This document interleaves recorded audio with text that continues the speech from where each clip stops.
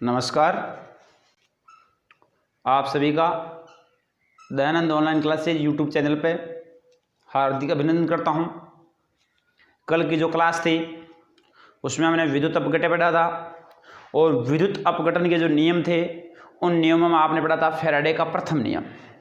ठीक है, तो सबसे पहले मैं आपसे आशा करता हूं कि आपने जो फैराडे का प्रथम नियम पढ़ा है वो सबके समझ में आया होगा, अच्छी तरह से सबने नोट भी किया होगा। और आज हम पढ़ेंगे फैराडे का द्वितीय नियम। कौन सा नियम पढ़ेंगे? द्वितीय नियम। तब तक तो जब तक मैं टॉपिक शुरू कर रहा हूँ तब तक सभी लोग इस क्लास को शेयर कर दें और अपने अपने मित्रों को जोड़ लें। अब देखिए, जो कल हमने पढ़ा था फैराडे का प्रथम नियम, उसके बारे में एक बार थोड़ी सी बात कर लेते हैं कि आपने पढ़ा था फैराडे का प्रथम नियम। तो फैराडे का प्रथम नियम था, उस फैराडे के प्रथम नियम में आपने ये कहा था कि फैराडे के अनुसार विद्युत अपघट्य की क्रिया इलेक्ट्रोड पर निक्षेपित या जमा होने वाले पदार्थ की मात्रा में प्रवाहित आवेश की क्या होती है? समानुपाती होती है। और आपने ये लिखा था कि m समानुपाती q लिखा था। अब m समानुपाती q है, यहाँ पे आपने m बराबर समानुपाती चिन्ह को हटाया WQ लिखा था। क्या लिखा था? WQ लिखा था। इसको आपने क्या माना था? समीकरण नंबर 1। हम जानते हैं कि, और जानने के रूप में आपने क्या लिखा था? Q बराबर क्या होता है? I into T. क्या होता है? Q बराबर I इंटू टी। ये चीज़ पड़ी थी। अब ये समीकरण आपने 2 लिखी, फिर आपने कहा था कि इस समीकरण में यदि इसका मान लिखे तो क्या लिखेंगे? M बराबर WIT। क्या लिखा था? M बराबर WIT। और फिर हम कहते हैं मानना कि I बराबर आपके पास में क्या था? 1 एम्पियर था, 1 एम्पियर था, और T बराबर कितना था? 1 सेकंड था। तो आपने लिखा था कि M बराबर क्या है? W है। ये चीज़ हमने फैराडे के प्रथम नियम पढ़ी थी और उसमें यह कहा था कि यहाँ पे जो m है वह निक्षेपित पदार्थ की मात्रा है, q है वह आवेश है, w है वह विद्युत रासायनिक तुल्यांक है, और I है धारा है, t है समय है। ये तो हमने कल पढ़ लिया था फैराडे के प्रथम नियम में। आज हम बात करने जा रहे हैं फैराडे के द्वितीय नियम की। कौन से नियम की बात करेंगे? फैराडे का द्वितीय नियम। तो यहाँ तक सबने आपने अच्छी तरह समझ लिया होगा, किसी को प्रॉब्लम नहीं होगी। अब देखिए, आज हम देखेंगे फैराडे का द्वितीय नियम। तो देखते हैं, हम फैराडे के द्वितीय नियम की शुरुआत करते हैं। फैराडे का द्वितीय नियम। एक बार बिल्कुल आप एक्टिव हो जाइए पेन और रजिस्टर लेके कि जो फैराडे का पहले द्वितीय नियम बता रहा हूं उसको आप एक बार अच्छी तरह से ध्यान से समझिए और साथ साथ नोट कीजिए। तो अच्छी तरह से देखिए, आप फैराडे के द्वितीय नियम की बात करोगे कि सबसे पहले जो फैराडे का द्वितीय नियम है कहता है क्या है कि हम ये कहते हैं, जब दो या दो से अधिक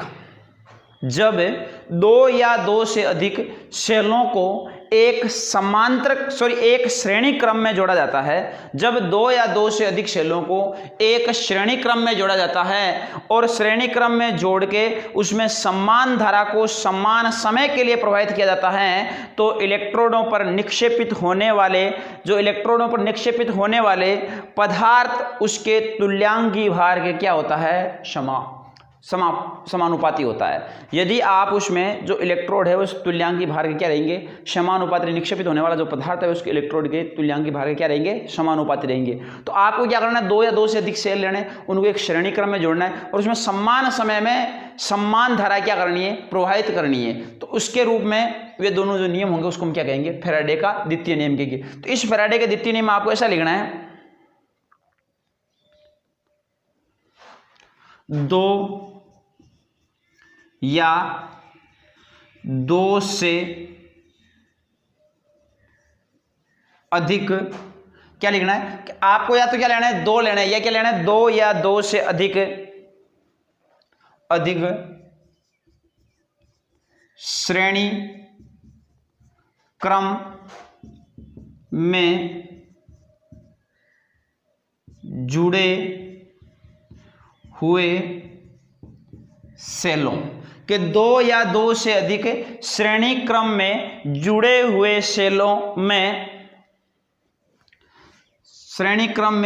हुए सेलों में समय में समान धारा प्रवाहित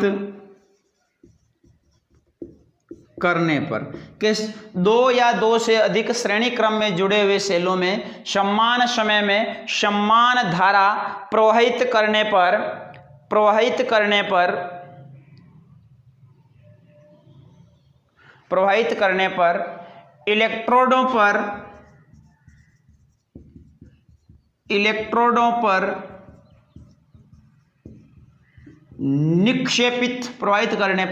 इलेक्ट्रोडों पर निक्षेपित होने वाले पदार्थ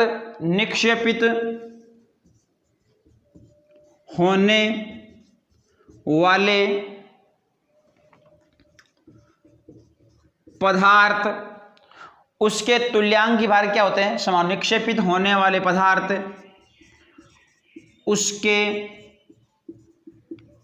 तुल्यांकी भार के समानुपाती होते हैं।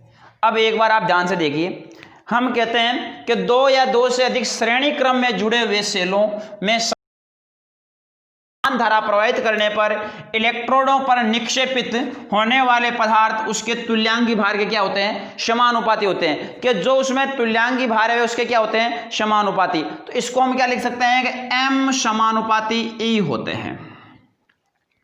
M तो क्या है? इलेक्ट्रोडों पर निक्षेपित होने वाला पदार्थ है, यानी जमा होने वाला पदार्थ है, और E क्या है? इसका तुल्यांकी भार है। तो M समानुपाती क्या होते हैं? E होते हैं। तो आपने कहा कि जैसे ये एक पात्र लिया, ठीक है, दूसरा पात्र आपने ये और ले लिया,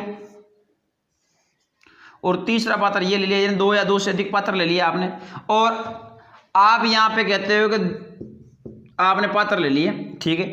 अब इन पात्रों को आपको जोड़ना है श्रेणी क्रम में। कैसा क्रम में जोड़ना है? श्रेणी क्रम में। तो श्रेणी क्रम में जोड़ने के लिए सबसे पहले मैं ये सा लिख सकता हूं इसको, श्रेणी क्रम में जोड़ने के लिए यह आपके पास में एक क्या है, यहाँ पे कोई सेल या बैटरी है। क्या है? सेल या बैटरी है। इस सेल या बैटरी के साथ इसको जोड़ दिया और इन सब को इस प्रकार से जोड़ दिया, वापिस इन दोनों को इस प्रकार से जोड़ दिया। तो आपने कहा ये तीन पात्र हैं और इसके अंदर तो आपने भर दिया CuSO4 का विलयन, ठीक है। इसके अंदर भर दिया आपने AgNO3 का विलयन, और जो ये है तीसरा पात्र, इस तीसरे पात्र के अंदर भर दिया आपने H2SO4 का विलयन। किसका भर दिया? H2SO4 का विलयन, ठीक है। अब आप ये कहते हो कि ये प्लस वाला है, ये कौन सा है? माइनस वाला। बैटरी का सिरा है, और बैटरी का सिरा जो प्लस वाला सिरा जिस भाग से जुड़ा हुआ होता है उस पंख को हम कौन सा पंख कहते हैं? एनोड पंख। कौन सा पंख कहते हैं? एनोड पंख। तो ये आपका कौन सा भाग हो जाएगा? एनोड। और ये आपका कौन सा भाग हो जाएगा? माइनस वाले सिरे से कौन सा जुड़ जाएगा भाई? कैथोड। कौन जुड़ जाएगा? कैथोड। और इसमें कह देना आपने ये इसका क्या भर दिया? इसके अंदर विलयन भर दिया है। तो बात यही है कि आपने ये कहा है यहाँ पे कि दो या दो से अधिक श्रेणी क्रम में जुड़े हुए सेलों में समान समय में, ये दो या दो से अधिक सेल है श्रेणी क्रम में जुड़े हुए, उनमें समान समय में, जैसे आपने कहा कि 1 मिनट में या 1 सेकंड कह दिया, 1 सेकंड में प्रवाहित होने वाले जो इलेक्ट्रॉनों के निक्षेपित होने वाला पदार्थ है उसके तुल्यांकी भार के कैसे हैं? वे एक दूसरे के क्या है? यहाँ पे समानुपाती है। क्या है? समानुपाती है। तो अर्थात हम इसमें यह कह सकते हैं कि किसी पदार्थ का विद्युत रासायनिक तुल्यांक उसके तुल्यांकी भार क्या होता है? समानुपाती है। कि किसी पदार्थ का विद्युत रासायनिक तुल्यांक उसके तुल्यांकी भार क्या होता है? समानुपाती होता है। तो इस चीज को हम बाद में देखेंगे। एक बार आप यहां तक देखिए कि इसमें आपको किसी प्रकार कोई प्रॉब्लम नहीं होनी चाहिए कि आप एक 3 सेल थे, तीनों के अंदर आपने क्या भर दिया? सॉल्यूशन भर दिया। जिस सेल का सिरा पॉजिटिव चार्ज से जुड़ा हुआ है एनोड और जिससे नेगेटिव चार्ज से जुड़ा हुआ है कैथोड। अब इसका आप क्या करते हो? CuSO4 के रूप में अपघटन करते हो। Cu और SO4 का जब अलग अलग अपघटन होता है +2 और यहाँ पे -2 के रूप में, तो ये -2 वाला है, ये किससे क्रिया करता है? एनोड पंख से क्रिया करता है, और एनोड पंख से जब ये क्रिया करता है तो यहाँ पे क्या होता है, इसका ऑक्सीकरण होता है, और पॉजिटिव चार्ज वाला किससे करता है, कैथोड से क्रिया करता है, तो इसका मतलब उसका वहाँ पे क्या होता है, अपचयन होता है। तो ये चीज़ आपको अच्छी तरह से एक बार समझ में आ जाना चाहिए किस प्रकार से आपने इसको सरल किया है। अब देखिए इसके बाद में यदि मैं इसकी व्याख्या की बात करूँ भाई किस प्रकार से इसको हमें समझना है, तो यहाँ पे आप ध्यान से देखना और ध्यान से साथ साथ समझना। तो देखिए सबसे पहले हम बात करते हैं इसमें कि आपने कहा है कि M समानुपाती E, क्या कहा है, M समानुपाती E है, इसके अकॉर्डिंग अब हम बात करते हैं फैराडे के नियमानुसार। अब देखिए फैराडे क्या कहता है, यदि हम फैराडे के नियम की बात करते हैं, भाई फैराडे के नियम अनुसार किस प्रकार से व्यक्त किया जाता है, तो फैराडे के नियम हम लेते हैं कि आपके पास में 2 या 3 सेल है, तो हम 2 सेलों की यहाँ पे चर्चा करेंगे। सेल एक बार फर्स्ट ले लेंगे, एक बार सेल कौन सा लेंगे, हम सेकंड ले लेंगे। तो हम सबसे पहले बात करते हैं प्रथम सेल के लिए। प्रथम सेल के लिए, अब प्रथम सेल के लिए आपने बात की है, तो आपके पास में क्या है, M समानुपाती E है, क्या है, M समानुपाती E है, तो आप इसको क्या लिखोगे, M1 समानुपाती E1, ठीक है। अब यदि आप लिखते हो यहाँ पे कि M बराबर समानुपातिक चिन्ह को हटा, तो यहाँ पे क्या आता है, WE1, क्या आता है, WE1। तो यहाँ पे M1 बराबर WE1 है। अब M1 बराबर WE1, अब किसके बराबर लिखोगे आप, W के बराबर लिखोगे, तो क्या हो जाएगा इसमें, W बराबर M1 अपॉन E1। ये समीकरण कौन सी हो जाएगी आपकी, फर्स्ट, कि M बराबर W बराबर M1 अपॉन E1, ये समीकरण हो जाएगी आपकी फर्स्ट। अब इसी प्रकार हम बात करते हैं दूसरे सेल के लिए। अब दूसरे सेल के लिए क्या होगा, देखिए ध्यान से, दूसरे सेल में क्या हो जाएगा, M2 समानुपाती E2, M2 समानुपाती E2 हो जाएगा। अब यहां पे क्या है, M2 बराबर WE2, तो यहां पे क्या हो जाएगा, W बराबर M2 अपॉन E2, ये समीकरण कौन सी हो जाएगी, 2। अरे यहां तक समझ में आया कि नहीं आया, आ गया ना, आ गया। एक बार पुनः देख लेते हैं। M समानुपाती E है, M यहाँ पे है निक्षेपित इलेक्ट्रोड का निक्षेपित पदार्थ, और E क्या है, तुल्यांकी भार। फैराडे का प्रथम नियम, फैराडे के नियम अनुसार प्रथम सेल के लिए लिखते हैं आप M1 समानुपाती E1। यहाँ पे समानुपाती चिन्ह को लगाया क्या आ गया, W। W बराबर क्या होता है, M1 अपॉन E1। यहाँ पे दूसरे सेल के लिए M2 समानुपाती E2, तो M2 बराबर WE2 है, क्योंकि समानुपाती चिन्ह यहाँ पर W लगा दिया। अब W बराबर क्या है, M2 अपॉन E2। ये आपके पास में 2 समीकरण प्राप्त हो गए। अब इन दोनों समीकरणों को हम करते हैं सोल्व। क्या करते हैं, सोल्व। तो इन दोनों समीकरणों को यदि हम सोल्व करेंगे, तो सोल्व करने के तहत आपके पास में देखो, यहां पे लिख देता हूं मैं इसको, यहां पे देखना ध्यान से, समीकरण 1 व 2 से, समीकरण 1 व 2 से क्या है, समीकरण 1 क्या है, M1 अपॉन E1 बराबर M2 अपॉन E2।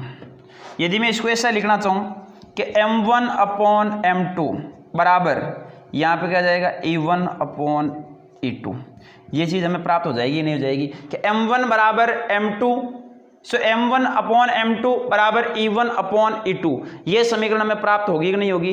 यदि ये समीकरण हमें प्राप्त होती है, तो इस समीकरण को हम समीकरण नंबर कौन सी देते हैं, 3। कौन सी देते हैं, 3। ये आपकी समीकरण नंबर हो जाएगी 3। अब देखिए इसको यदि हम आगे देखते हैं कि भाई आगे किस प्रकार से होगा, तो यहाँ पे देख लेते हैं इसको ना एक बार के लिए।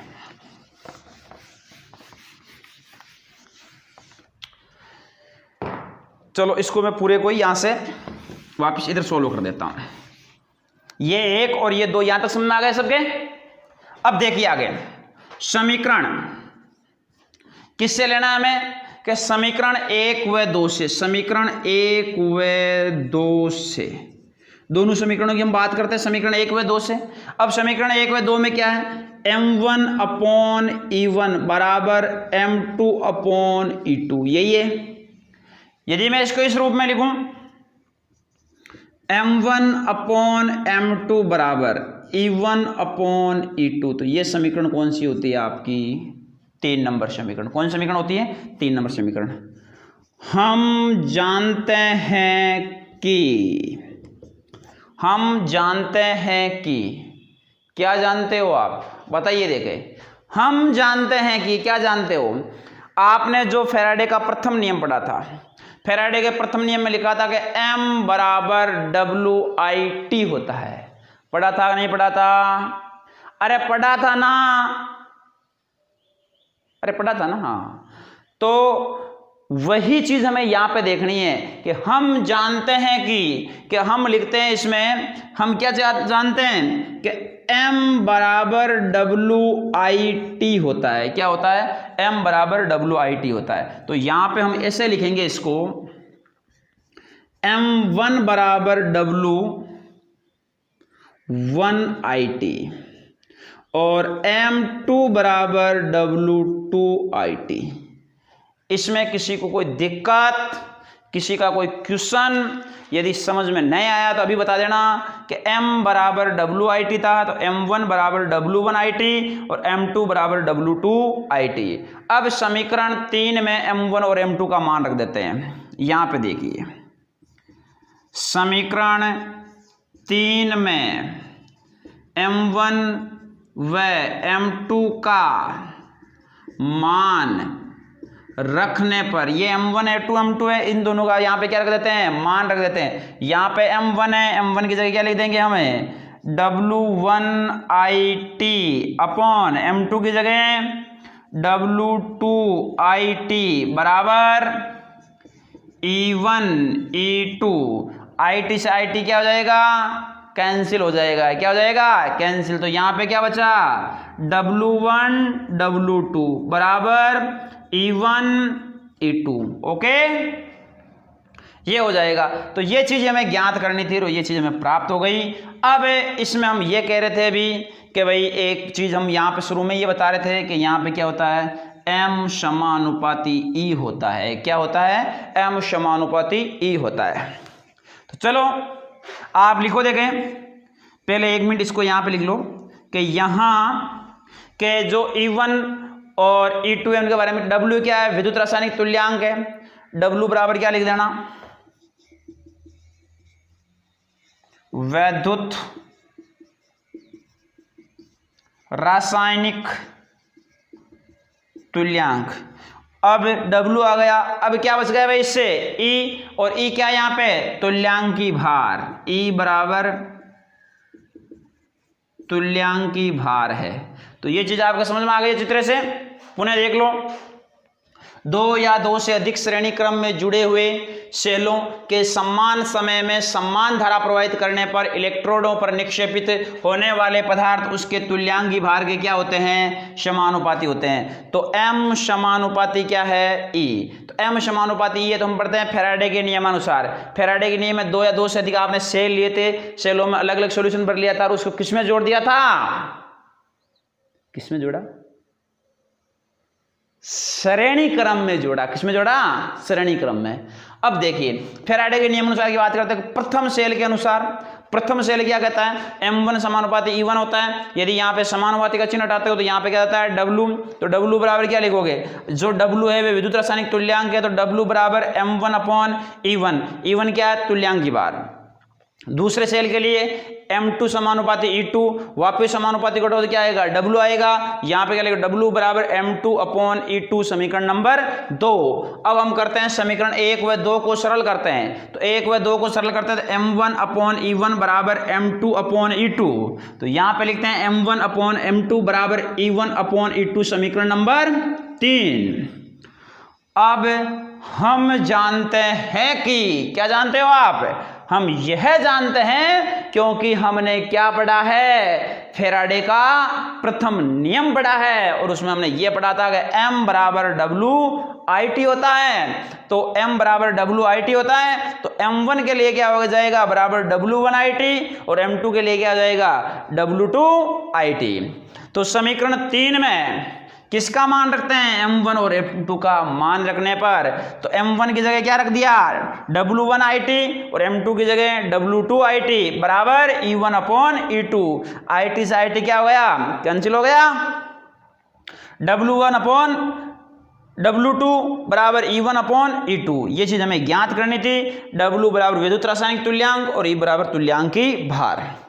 यहां तक समझ में आ गया होगा, अरे समझ में आ गया चित्र से। चलो अब हम एक काम करते हैं, आप नई लाइन से लिखो, बिल्कुल नई, बिल्कुल फ्रेश लाइन से लिखो कि m समानुपाती e, m समानुपाती e, नीचे लिखो अर्थार्थ, क्या लिखो, अर्थार्थ। और अर्थार्थ में लिखो आप ऐसा लिखो, किसी पदार्थ का, अर्थात में लिखो किसी पदार्थ का वैद्युत रासायनिक तुल्यांक, किसी पदार्थ का वैद्युत रासायनिक तुल्यांक, किसी पदार्थ का वैद्युत रासायनिक तुल्यांक उसके तुल्यांकी भार के, उसके तुल्यांकी भार के समानुपाती होता है। अर्थात किसी पदार्थ का वैद्युत रासायनिक तुल्यांक उसके तुल्यांकी भार के समानुपाती होता है। यह लाइन आपको इसमें लिखनी है कि m समानुपाती e में अर्थात लिखे, ठीक है। किसी पदार्थ का तुल्यांकी भार उसके विद्युत रासायनिक तुल्यांक है उसके तुल्यांकी भार क्या होता है, समानुपाती होता है। तो यह चीज थी आपके पास में फैराडे का प्रथम नियम था, आपके बिल्कुल समझ में आ गया होगा, ये मैं आपसे आशा करता हूं। एक बार आप इसका स्क्रीनशॉट भी ले सकते हो, फटोफट ले लो, देखें मेरी फोटो नहीं लेनी है, स्क्रीनशॉट लेना है, ले लो, देखें फटोफट इसको।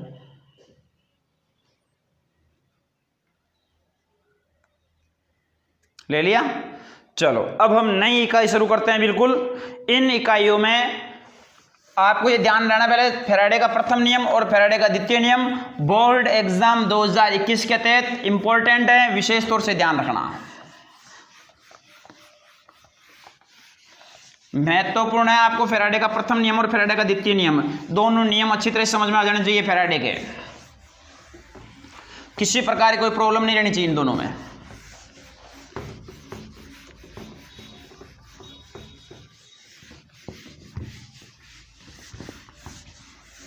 अब हम बात करेंगे, बिल्कुल अच्छा ताजा टॉपिक है और उन टॉपिक को हम चर्चा करते हैं। बिल्कुल स्टार डाल के आप हेडिंग डालिए इसमें,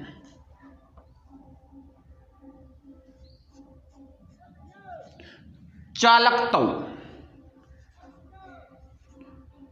क्या हेडिंग डालनी है आपको, चालकत्व। किसी चालक के प्रतिरोध का जो व्युत्क्रम होता है उसी को हम क्या कहते हैं, चालकत्व कहते हैं। किसी जो चालक है आपके पास में, उस चालक का जो प्रतिरोध है उसका जो व्युत्क्रम है उसी को हम क्या कहते हैं, चालकत्व कहते हैं। क्या कहते हैं, चालकत्व। अरे बिल्कुल एक्टिव तो हो ना आप, हाँ एक्टिवनेस के साथ में पढ़ना, बिल्कुल ऊर्जा के साथ में, दृढ़ से बिल्कुल रिकॉर्ड बनना चाहिए कि हमने पढ़ाई की है।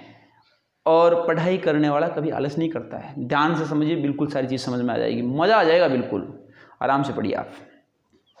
तो चालकत्व को सबसे पहले हमें यह देखना है कि किसी चालक के प्रतिरोध के व्युत्क्रम को चालकत्व कहते हैं। परिभाषा लिख लो, किसी चालक के प्रतिरोध के व्युत्क्रम को, किसी चालक के प्रतिरोध के व्युत्क्रम को, किसी चालक के प्रतिरोध के व्युत्क्रम को चालकत्व कहते हैं। किसी चालक के प्रतिरोध के व्युत्क्रम को क्या कहते हैं, चालकत्व कहते हैं। अब आपको यह लिखना है विशेष तौर से, चालकत्व को कैपिटल सी, चालकत्व को कैपिटल सी से प्रदर्शित किया जाता है। ये चीज आपको पता होनी चाहिए कि किससे प्रदर्शित करते हैं इसको, सी से प्रदर्शित करते हैं, कि चालकत्व को सी से प्रदर्शित किया जाता है।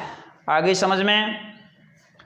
अब यहां पे आपके पास में ये होता है कि C बराबर 1/R होता है। क्या होता है? C बराबर 1/R होता है। तो यहां पे ये लिख सकते हैं हम C क्या होता है और R क्या होता है, दोनों के बारे में जानना है।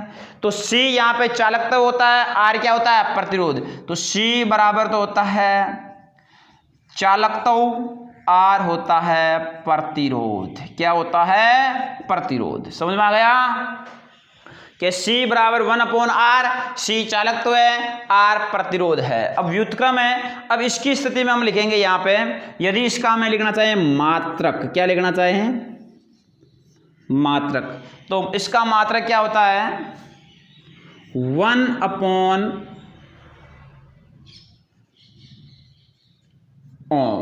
क्या होता है? 1/ओम। इसको हम ऐसे नहीं लिख के, इसको हम ऐसा भी लिख सकते हैं 1/ओम।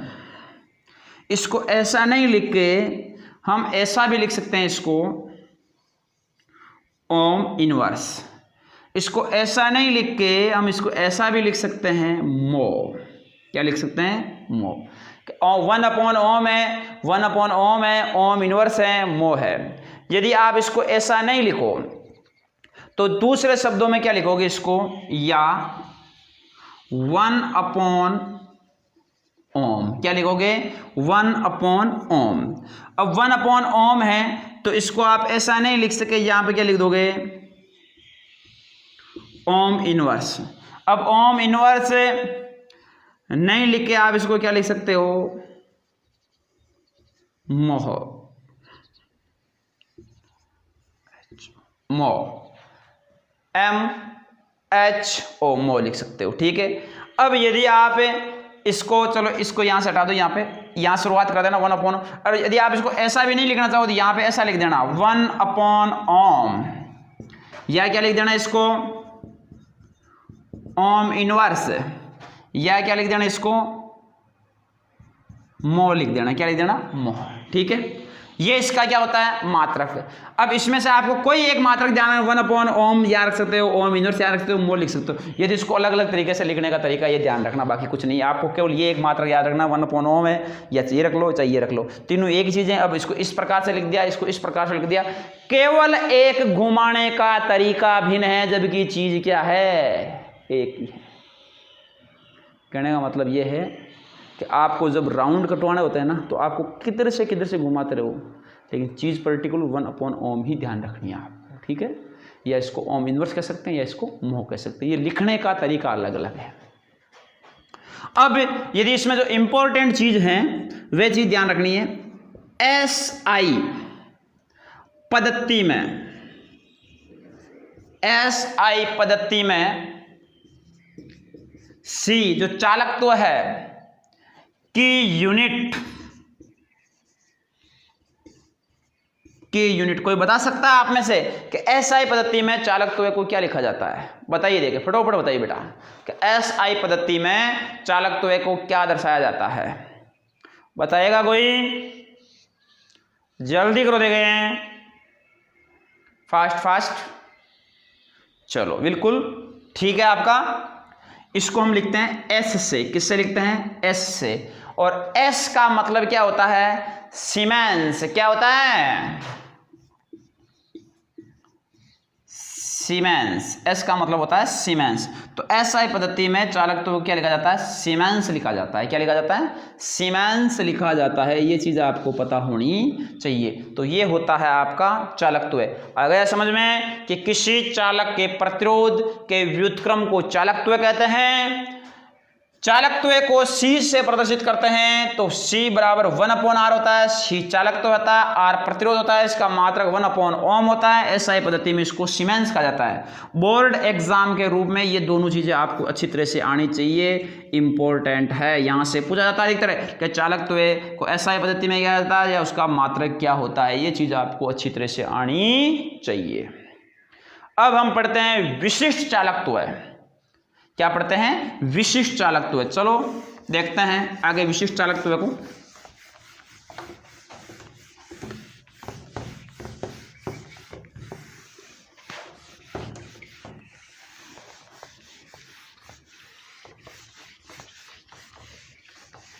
देखिए विशिष्ट चालकत्व की हम बात करेंगे अब।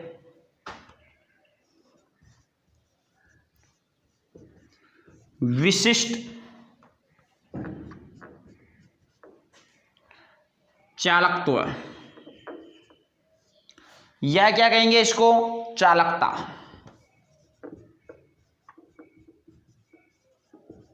विशिष्ट चालकत्व या चालकता। देखो विशिष्ट चालकता या चालकता क्या होती है कि किसी चालक के विशिष्ट प्रतिरोध अर्थात प्रतिरोधकता के व्युत्क्रम को, किसी चालक के प्रतिरोधकता के व्युत्क्रम को विशिष्ट चालकता कहते हैं। कोई चालक है उसके प्रतिरोधकता का जो व्युत्क्रम है उसे विशिष्ट चालकता कहते हैं। तो इसकी आप परिभाषा लिखिए, किसी चालक के विशिष्ट प्रतिरोध, किसी चालक के विशिष्ट प्रतिरोध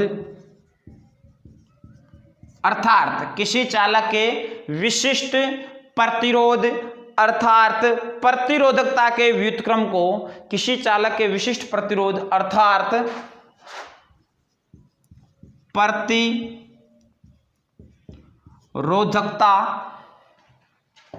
प्रतिरोधकता के व्युत्क्रम को, किसी चालक के विशिष्ट प्रतिरोध अर्थात प्रतिरोधकता के व्युत्क्रम को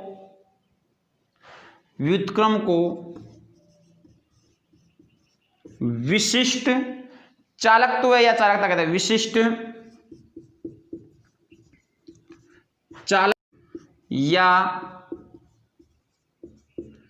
चालकता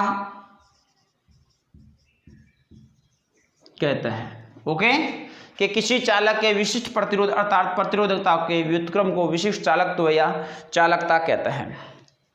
अब इसे कैसे, जिसे के से प्रदर्शित किया था, जिसे के से प्रदर्शित किया जाता है। किससे दर्शाते हैं इसको? के से दर्शाते हैं। तो क्या लिखेंगे? के बराबर 1 प्रतिरोधकता। क्या लिखेंगे? के बराबर 1 प्रतिरोधकता। ठीक है, ये समीकरण कौन सी हो जाएगी आपकी? 1। इसमें यहाँ पे लिख लेना कि के क्या है, यहाँ पे के है चालकता और इसे किसे दर्शाते हैं? प्रतिरोधकता। ओके, अब हम आगे की बात करते हैं, ओम के नियम की बात करते हैं। तो यहां पे लिखेंगे ओम के नियमानुसार। किसके अनुसार? ओम के नियमानुसार। ओम का नियम क्या कहता है? ओम का नियम कहता है R समानुपाती, अब जो प्रतिरोधकता है R वह समानुपाती किसके होती है? L/A के। किसके समानुपाती होती है? L/A के। यदि आप यहाँ पे समानुपाती का चिन्ह हटाते हो तो यहाँ पे क्या आता है? R बराबर प्रतिरोधकता L/A। ओके, अब यदि आप प्रतिरोधकता के बराबर इसको लेना चाहते हो तो क्या लिखोगे? प्रतिरोधकता बराबर RA/L, ये लिखोगे। ये समीकरण कौन सी हो जाएगी आपकी? 2। ये प्रतिरोधकता है, ठीक है। इसके बाद में A क्या है? इसका अनुप्रस्थ काट है, L क्या है? इसकी लंबाई है। अब आप ये लिखोगे कि समीकरण 1 व 2 में प्रतिरोधकता का मान समीकरण 1 से रख दो। अब समीकरण 1 व 2 से सीधा लिख लो इसको। समीकरण 1 व 2 से अब समीकरण 1 कौन सी है, ये, और समीकरण 2 कौन सी है, ये। अब समीकरण 1 और 2 को सरल करते हैं तो यहाँ पे क्या है, K बराबर 1 अपॉन प्रतिरोधकता है, तो ये प्रतिरोधकता का उसमें क्या रख देते हैं हम, मान रख देते हैं। क्या रख देते हैं, मान। तो यहाँ पर रख देता हूँ मैं, ध्यान से देखना बेटा। यहाँ पे क्या था, K बराबर 1, प्रतिरोधकता क्या ये, तो ये प्रतिरोधकता का मान है कि नहीं है। इस प्रतिरोधकता का मान को यहाँ पे कितना, R ऊपर जाएगा, क्या हो जाएगा, L अपॉन A। ये होगा कि नहीं होगा। यहाँ तक किसी को दिक्कत हो तो अभी बता देना प्यारे बच्चों, यदि यहाँ पे किसी को प्रॉब्लम हो तो बोल देना। वापस बता रहा हूँ कि यहाँ पे क्या था, K बराबर 1 अपॉन प्रतिरोधकता थी, समीकरण 1 थी। आपने यहाँ पे इसको सरल किया है कि R समानुपाती L अपॉन A होता है, तो R बराबर प्रतिरोधकता L अपॉन A है, तो प्रतिरोधकता बराबर R A अपॉन L हो गया। तो ये किसका कंप्लीट मान है, प्रतिरोधकता मान है। यहाँ पे किसकी जगह रख देते हैं, प्रतिरोधकता जगह रखते हैं। तो समीकरण 1 व 2 से लिखते हैं, तो यहाँ पे K की जगह K बराबर 1 की जगह 1 अपॉन प्रतिरोधकता मान क्या, R, तो R आ गया, ये ऊपर गया तो क्या हो गया, L अपॉन A हो गया। यहाँ पे किसी को प्रॉब्लम। अब यहाँ पे देखिए, ये आपको 1 अपॉन R दिखाई दे रहा है कि नहीं दे रहा है, अरे दे रहा है नहीं प्यारे बच्चों, यहाँ तक समझ में आ रहा है अच्छी तरह से, ठीक है। ये 1 अपॉन R होता है, इस 1 अपॉन R को हम क्या बोलते हैं, C बोलते हैं, चालकता। जो आपने चालकत्व पढ़ा था ना पिछले कि C बराबर 1 अपॉन R, चालकत्व के बारे में पढ़ा था कि नहीं पढ़ा था, तो वही है यहाँ पे C बराबर 1 अपॉन R। तो यहाँ पे क्या हो जाएगा पुनः कि K बराबर CL अपॉन A हो जाएगा नहीं हो जाएगा, कि K बराबर CL अपॉन A। यहाँ पे लिख लेना, आप कोष्टक में लिखना चाहो तो यहाँ C बराबर क्या होता है, 1 अपॉन R होता है। हुआ कि नहीं हुआ भाई, पिछले वाले टॉपिक में हमने यही पढ़ा है। तो ये हो गया आपके बाद में K बराबर C L अपॉन A। अब L अपॉन A है, अब आपको पता है कि ये L अपॉन A समीकरण कौन सी होती है, 3 नंबर समीकरण होती है। कौन सी समीकरण होती है, 3 नंबर। इसको समीकरण नंबर आपके दे देना, 3 दे देना। अब आप पढ़ते हो हमेशा कि एक चीज़ और ध्यान रखना यहाँ पे कि L अपॉन A बराबर होता है X। X होता है शेल नियतांक। क्या होता है, शेल नियतांक। तो इसको क्या लिखना है आपको, K बराबर CX। क्या लिखना है, K बराबर CX। तो X बराबर क्या होता है, L अपॉन A होता है, तो K बराबर CX हो जाएगा। तो यहाँ पे L लंबाई है, उसके बाद में क्या हो गया भाई, L लंबाई हो गया, A अनुप्रस्थ काट हो गया, और X क्या हो गया, शेल नियतांक। तो लिख लेना यहाँ L बराबर तो क्या है, लंबाई, X बराबर शेल नियतांक, और A बराबर अनुप्रस्थ काट। ये 3 चीज़ें हो जाएगी। तो K बराबर C इंटू क्या आ जाएगा, X आ जाएगा। अब K बराबर C इंटू X आने पर इसको हम समीकरण संख्या कौन से दे देंगे, 4 समीकरण संख्या दे देंगे। अब 4 नंबर समीकरण आपने इसको दे दिया, तो अब क्या करते हैं हम कि समीकरण 3 में, अब हम पहले थोड़ी सी बात करते हैं समीकरण 3 की। समीकरण 3 में, अब समीकरण 3 में क्या थी, K बराबर C L अपॉन A था। तो वहाँ पे हम मानते हैं माना कि L बराबर 1 सेमी है और A बराबर 1 सेमी क्या है, स्क्वायर है। दोनों चीज़ों को मान लेते हैं कि L बराबर 1 सेमी है और A बराबर क्या है, 1 सेमी स्क्वायर है। तो दोनों को इस चीज़ में मानने पर क्या हो जाएगा आपके पास में, K बराबर क्या हो जाएगा, C हो जाएगा। क्या हो जाएगा, C हो जाएगा। ये चीज़ थोड़ी सी ध्यान रखनी है आपको। एक बार पुनः देख लो, देखें कि किसी चालक के विशिष्ट प्रतिरोध अर्थात प्रतिरोधकता उसके व्युत्क्रम के विशिष्ट चालक तो चालकता कहलाती है। इसको किससे प्रदर्शित करते हैं, K से प्रदर्शित करते हैं। किससे प्रदर्शित करते हैं, K से प्रदर्शित करते हैं। तो K से प्रदर्शित करते हैं, तो यहाँ पे K बराबर 1 अपॉन प्रतिरोधकता है। तो ये क्या है, K चालकता है, प्रतिरोधकता है। तो ओम के नियम अनुसार क्या होता है, R समानुपाती L अपॉन A होता है। तो R बराबर प्रतिरोधकता L अपॉन A आ गया, किसकी जगह आ गया, समानुपाती की जगह। समानुपातिक चिन्ह हटा दिया गया, तो प्रतिरोधकता बराबर क्या हो गया, R A अपॉन L हो गया। समीकरण नंबर 2। समीकरण 1 व 2 को जब सरल किया आपने, तो यहाँ पे क्या था, K का मान K बराबर 1 की जगह 1 प्रतिरोधकता मान ये है, इस प्रतिरोधक मान को यहाँ पे रख दिया, आर विपरीत क्या हो गया, एल अपॉन ए हो गया। अब आपको पता है, आपने पढ़ा है कि 1 अपॉन आर बराबर क्या होता है, सी होता है, पिछले में पढ़ा था चालकत्व में। तो यहाँ पे क्या होता है, के बराबर सी एल अपॉन ए। ये समीकरण कौन सी हो गई, 3 नंबर समीकरण हो गई। कौन सी हो गई, 3 नंबर समीकरण। अब हम जानते हैं कि L अपॉन ए बराबर क्या होता है, x। x क्या होता है, शेल नियतांक होता है। तो k बराबर c इंटू एक्स लिख दिया, तो ये शेल नियतांक हो जाएगा, ये अनुप्रस्थ काट हो जाएगा, ये लंबाई हो जाएगी। अब समीकरण 3 की यदि हम बात करें तो L क्या है, 1 सेमी है, a क्या है, 1 सेमी स्क्वायर है, तो ये क्या है, k बराबर c है। तो ये चीज़ आपके समझ में आ जानी चाहिए। एक बार इसको नोट करो देखे साथ साथ, फिर इसको हम इसकी इकाई के रूप में इसको ज्ञात करते हैं। एक बार इसको आप साथ साथ नोट्स करो लेके, फिर इसकी हम इकाई लिखते हैं। ये देखें कि इसकी मात्रक या इकाई क्या होती है, उसके बारे में हम जानने की कोशिश करते हैं। यहाँ तक सबको समझ में आ जाना चाहिए अच्छी तरह से। चलो अब मैं आगे इसके बारे में बात करता हूँ, तो ध्यान देना यहाँ से विशेष तौर से, है ना।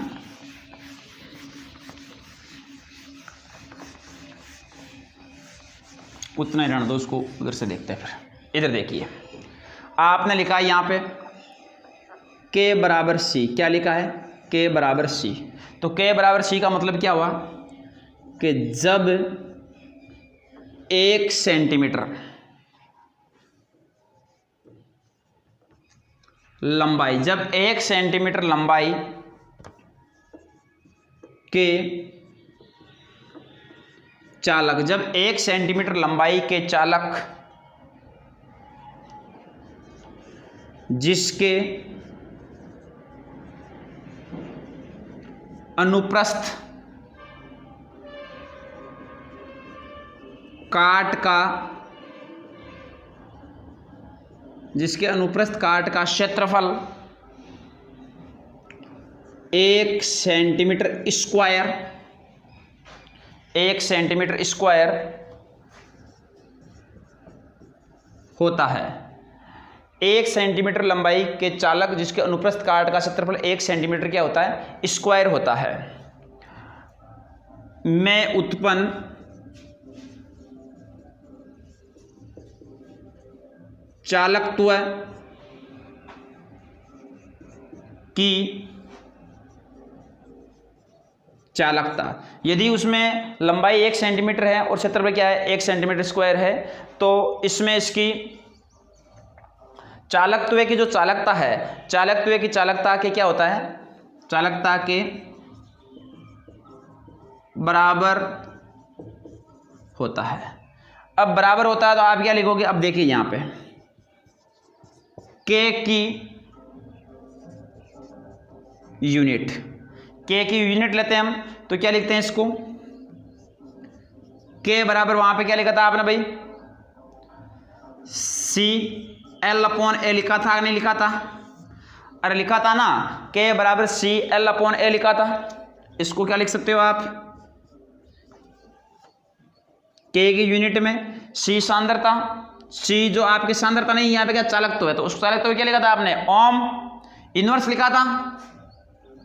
चालकत्व क्या लिखा था, ओम इनवर्स, तो यहाँ पे क्या लिख दो, ओम इनवर्स लंबाई किसमें, सेंटीमीटर में, ये इसका क्या है सेंटीमीटर स्क्वायर, सेंटीमीटर से सेंटीमीटर कैंसिल हो गया, तो यहाँ पे क्या बचा आगे, ओम इनवर्स 1 अपॉन सेंटीमीटर लिख सकते हो आप, या इसको क्या लिखोगे, ओम इनवर्स सेंटीमीटर इनवर्स, ये चीज लिखोगे। अब या इसको आप ऐसे भी लिख सकते हो कि K बराबर मो सेंटीमीटर इनवर्स, या इसको क्या लिख सकते हो, K बराबर मो को क्या लिखा था आपने, सीमेंस सेंटीमीटर इनवर्स। तो ये इकाइयां भी आप लिख सकते हो इसको, या इसको आप ऐसे लिख लेना, लिखना चाहो तो आपकी इच्छा है तो ओम इनवर्स सेंटीमीटर इनवर्स, ये चीज भी आप लिख सकते हो।